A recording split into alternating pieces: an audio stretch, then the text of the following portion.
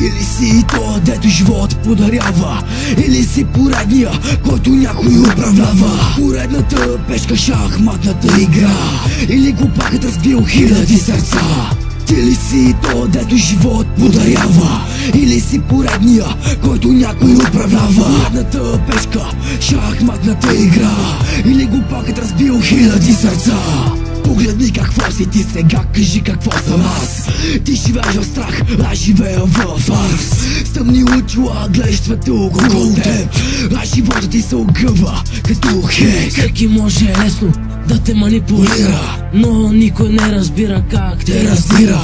Коя е страната, вечно мачканата?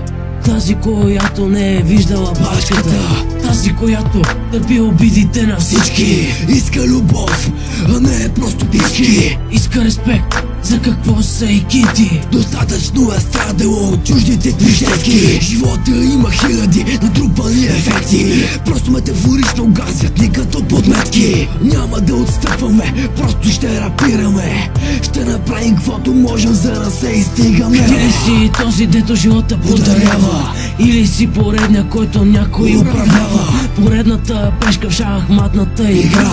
Или глупакът разбил хиляди сърца? Ти ли си този, дето живота подарява? Или си поредния, който някой управлява? Поредната пешка в шахматната игра? Или глупакът разбил хиляди сърца?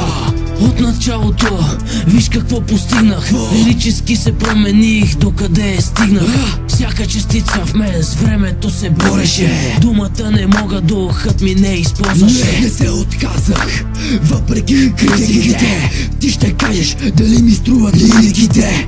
Към правилното място ли съм се насочил, или от съдбата да не успея съм посочен? Мога ли да ви попитам кой е до мен? От чибаното ви държание съм някак откачен. Думата любов вече не съществува. Поредната курва пак пред мене се надува и ме храни, но не в лицето, а зад гърба ми.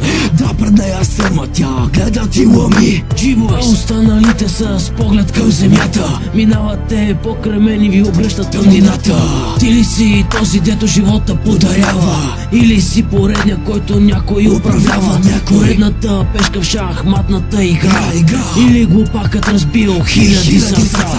Ти ли си той, дето живот подарява?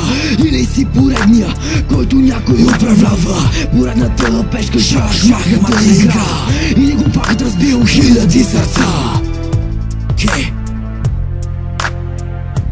Всичкото е трупно знание през времето, от 2010 до сега.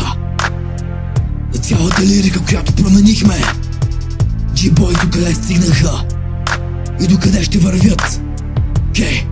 За всички фенове, за всички, които държат на нас, 2011.